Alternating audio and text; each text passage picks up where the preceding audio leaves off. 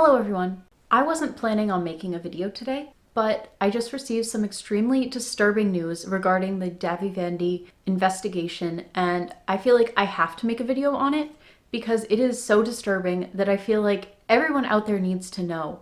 This whole Dahvie Vanity thing is so much bigger than I initially realized. I started out investigating this as a casual interest. Like my first Dahvie Vanity video, I didn't realize how deep it went and how expansive the damage that he has done was.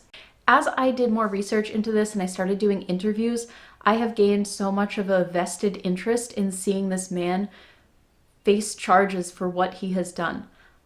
I cannot believe how many victims have reached out to me. Even within the last week, I've received dozens of messages. And to me, that is heartbreaking. And so I want to use the platform that I am lucky enough to have to spread awareness about this so that this man can go to prison. I want this man in prison because he has done so much damage to so many people. So I recently came into contact with a 16-year-old girl who Dahvie Vanity was communicating with sexually up until last week, like literally on Wednesday. And she's given me permission to share them in this video with the condition that I blur out her name and her face and I don't share any of her personal information, which obviously I'm going to do because I'm going to respect her privacy. The worst thing about this situation is that this wasn't a couple years ago. This was this week. They stopped communicating on Wednesday. It is Friday. This was 2 days ago. How is this still allowed to happen? Dahvie Vanity is known for being a rapist and a pedophile, and he is still going out there and getting more victims. Even today, he is using his platform. He is using Instagram to find and groom underage girls. This is not the only 16-year-old that we are aware of. We are aware of another 16-year-old that he is currently talking to and would be flying out to visit were it not for the coronavirus. Dahvie told this 16-year-old girl that were it not for the coronavirus travel ban, he would be flying out to her state and teaching her some things. And he said that he hopes that she is a good student. That is the exact language that we have heard other victims say that he used when he was sexually abusing them. And so this girl, the only thing that was preventing her from being another one of Dahvie Vanity's rape victims is the fact that we are currently having a global pandemic. That is disgusting. I would like to call all of my subscribers, anyone who watches this video, to action. Please write to Instagram, write to YouTube, and tell them what is going on. Get Dahvie's platforms removed because this man is causing active danger to children. He is using Instagram to sell his merch and to groom and sexually abuse minors. The amount of guilt that she felt for talking about what happened with Dahvie was mind-blowing to me. The fact that he has groomed her in such a short amount of time so that she empathizes with him is absolutely disgusting, and it shows how dangerous and how evil this man is, that he can emotionally blackmail people who are victims of him.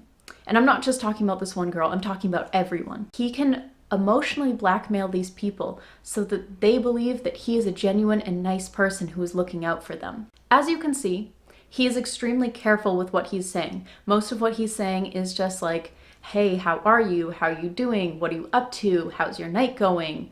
You know, casual conversations like that. He's just trying to get her used to talking to him, and there's nothing inappropriate happening over text. However, you can see that she has received so many phone calls from him. One day he called her like 20 times in one day. Who does that?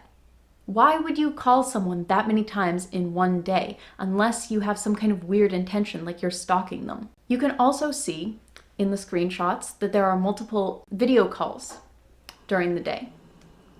Now, she has informed me that he would never send anything explicit via text, and that makes sense because he knows that there's a lot of heat on him right now and he doesn't want to have a trail of this information so that this could happen. If all of the information was in text and then it was screenshotted, there would be proof. If it's only happening over phone calls, then it's just he said, she said, there's no proof, even though there kind of is because she's a witness to it, but there's no physical evidence that we can see. Now, she had told me that he was always very PG over text, but when they talked on the phone, he would always try to emotionally manipulate her into showing her breasts to him. She never felt comfortable with it, but he kept going on about it. For a couple weeks, they were talking on the phone from 11 p.m. to 6 a.m., so she wasn't getting any sleep. And mind you, she's a high school student, so I'm sure she's probably waking up early and has a lot of other things going on, a lot of homework to do. So he would keep her up all night for weeks and constantly be emotionally manipulating her for nude photos. He was emotionally manipulating her by saying, the only way I know I can trust you is if you show me your breasts. And then after that, he'll go back to texting her and acting normal, like everything's fine. So that is a grooming technique. That is a manipulative technique. That is him pushing the boundaries, pushing her out of her comfort zone, and then going back to where she is comfortable. That's kind of gaslighting her so that she's not sure if his intentions are really creepy and if his intentions are predatory. Eventually, after he continued to harass her for nudes, she finally did expose herself to him on Skype. And when she did, he asked her to play with them, and he said that he was having fun under his warm blanket. She said that to me in quotes. So here's a man that is emotionally manipulating a 16-year-old girl into exposing herself, and he's masturbating to it live. I don't know, I'm not a lawyer, but I'm sure that is enough to get you a registered sex offender. I was so disgusted when I heard that. I don't even know what to say to that. That is so awful. I also want to stress that he was using his Dark Arts official Instagram account. He wasn't using a side account. He's using his real account that he uses to sell his merch, his business account. I don't know if this man is just stupid or if someone is protecting him. I don't care which it is. I'm not going to stop. We are not going to stop with Dahvie Vanity until he is in prison. So please, I ask everyone who's watching this video to write to YouTube and to write to Instagram and get them to remove Dahvie Vanity's accounts. Please report his accounts, because the sooner we get this man off of the internet, the more victims we can prevent. So I just wanted to make this video because I was so disgusted and upset when I heard about this. I think this is so important. You know, I think we always forget that Dahvie Vanity is still doing this. It's easy because so many of the victims are from, 5 or 10 years ago that people don't realize he's still doing this, but he is. And he needs to be stopped. So I just wanted to say thank you all, and hopefully by the end of the year, Dahvie Vanity will be in prison, paying for what he has done.